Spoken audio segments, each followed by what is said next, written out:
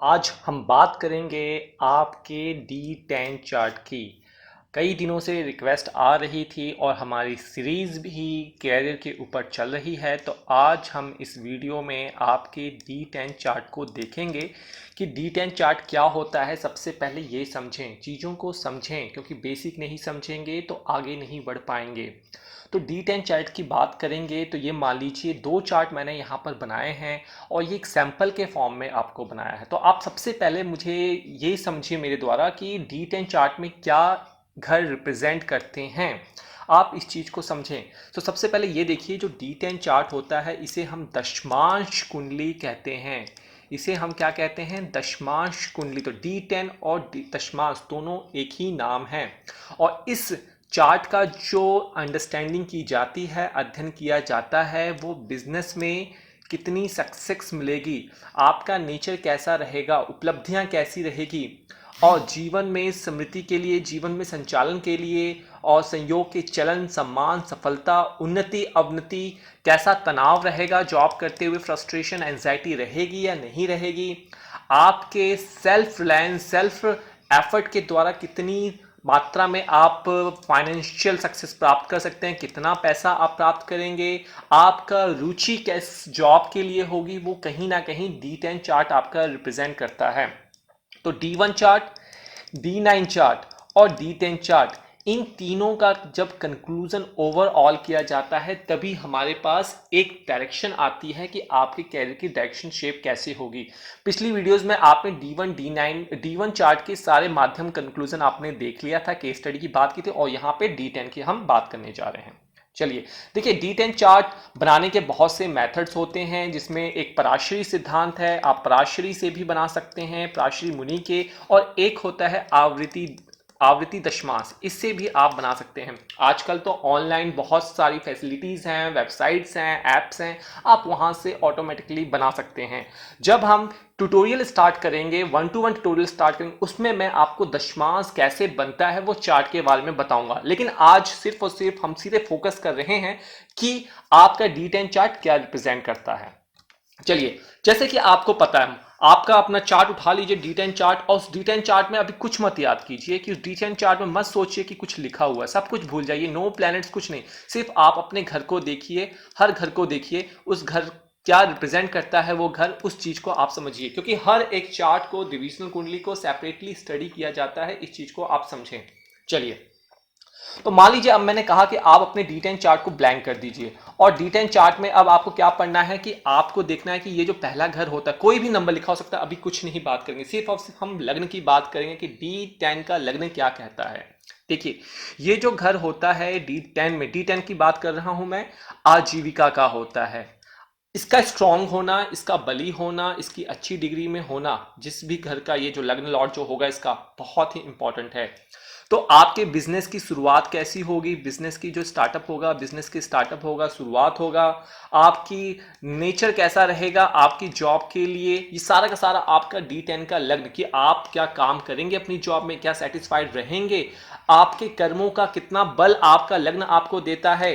एक अच्छा लग्न, अगर हर डिविजनल चार्ट का, इस चीज को नोट कीजिए, हर डिविजनल चार्ट का लग्न बली होना बहुत जरूरी होता है। और डिविजनल चार्ट्स में हम सिर्फ और सिर्फ लग्न को देखते हैं, और जिस घर की, जिस हाउस की हम बात करते हैं, उस हाउस को फोकस किया जाता है। यहां पे हम इस 10th हाउस को ज्यादा फोकस करेंगे जब हम डिविजनल चार्ट्स की बात करेंगे। डिविजनल चार्ट्स में हम सब डिविजनल चार्ट्स की बात करेंगे। D7 में हम जब नवमांश की बात करेंगे तो हम 7th हाउस की, सप्तमांश की बात करेंगे तो 5th हाउस की, यहाँ पे दशमांश की बात कर रहे हैं तो हम यहाँ पे 10th हाउस पे ज्यादा फोकस करेंगे, और बाकी सभी ग्रहों का हम इफेक्ट देखेंगे कि प्लेसमेंट कहाँ पे पड़ी हुई है।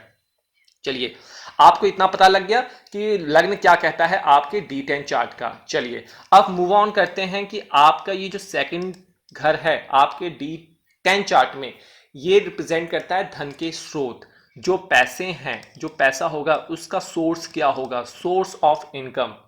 सामाजिक स्तर कितना होगा, सोशल स्टेटस क्या होगा आपकी जॉब से, जो आप जॉब करेंगे उससे सोशल स्टेटस कैसा होने वाला है। और व्यवसाय में या जॉब के संबंध में बातों को व्यक्त करने की कितनी क्षमता है। मतलब जब आप जॉब कर रहे हैं या कोई बिजनेस कर रहे हैं, वहां पे आप में कम्युनिकेशन पावर कैसी है। क्या अपने जॉब में अपने सुपीरियर को, अपने जूनियर को, या फिर बिजनेस में अपने सबऑर्डिनेट्स को, पार्टनर्स को, क्लाइंट्स को सेटिस्फाई कर पा रहे हैं या नहीं कर पा रहे हैं। वो सारी चीजें आपका सेकंड हाउस रिप्रेजेंट करता है, D10 का। इस चीज को नोट करके चलें। चलिए, अब थर्ड हाउस की मैं बात करता हूं।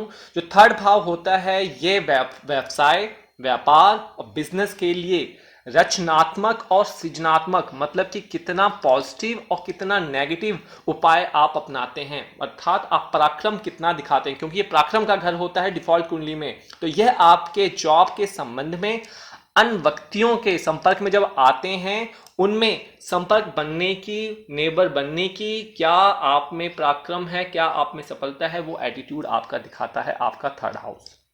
आइए फोर्थ हाउस की बात कर लेते हैं। आपके D10 का जो फोर्थ हाउस होता है वो सुख, सुख कितना होगा, खुशी मिलेगी कि नहीं होगी, हैप्पीनेस, प्लेजर कितना होगा, सामान्य अनुभव जो आप अपने जॉब से प्राप्त करते हैं वो दिखाता है। मतलब जो आप जॉब कर रहे हैं, जो आप बिजनेस कर, क्या उससे आपको जॉय मिल रही है, क्या आपको प्लेजर मिल रहा है, ये सारा चीज आपको ये घर रिप्रेजेंट करता है। ये आप पे कार्यों के लिए मन की भावनात्मक संतुष्टि को, स्तर को दर्शाता है कि आपका माइंड कैसा है, स्टेबल है या नहीं है उस जॉब को लेकर। ये रिप्रेजेंट करता है आपका फोर्थ हाउस। चलिए, अब फिफ्थ भाव क्या रिप्रेजेंट करता है। आपके जॉब के क्षेत्र में आपकी प्रतिष्ठा और आधार, आपका रिस्पेक्ट कितना होगा, आप कितना इंटेलिजेंसी लगा रहे हैं उसमें, आपकी प्रतिष्ठा, आपका मान, आपकी जीविका साधन के शुभ चिंतक कितने लोग हैं, कितने लोग हैं जो आपको सपोर्ट कर रहे हैं, और वो लोग जो आपसे लाभान्वित होते हैं। व्यवसाय में आपकी कितनी इंटेलिजेंसी, समझदारी है आपके जॉब में, आपके बिजनेस में, वो फिफ्थ हाउस रिप्रेजेंट करता है। आइए सिक्स्थ हाउस की बात करते हैं। जो सिक्स्थ हाउस होता है, ये आपके जॉब में कितना कंपटीशन है उसको रिप्रेजेंट करता है। नौकरी में होने वाली जो अप्स एंड डाउन्स होती हैं, जो कंपटीशन में सक्सेस जल्दी नहीं मिलती है, जो आप यूपीएससी, सीबीएसई किसी की तैयारी करते हैं, उसमें अटेम्प्ट पे अटेम्प्ट आप मारते हैं, तो वो मुकाबला जो होता है वो ये हाउस रिप्रेजेंट करता है। अगर ये कमजोर है तो मुकाबले में आप जल्दी सक्सेस नहीं प्राप्त करेंगे।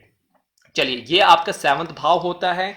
तो ये आपके जॉब में, बिजनेस में आपके जो पार्टनर हैं उनका नेचर रिप्रेजेंट करता है, और व्यावसायिक साझेदार इंटेलिजेंसी को रिप्रेजेंट करता है। अल्टीमेटली ये पार्टनरशिप कैसा होगा, क्या पार्टनर आपको धोखा देगा, नहीं देगा, पार्टनरशिप आपको लाभ होगा, नहीं होगा, ये चीज आपका सेवंथ हाउस रिप्रेजेंट करता है आपके D10 चार्ट में। और अष्टम भाव जो होता है, ये एट्थ हाउस जो होता है, ये दिखाता है क्या कुछ ओकल्ट चीजें छुपी हुई हैं आपके बिजनेस में। क्या आपका कोई घात लगाकर आपके पीछे बैठा हुआ है, जिसे हम कहते हैं पीछे से वार करना।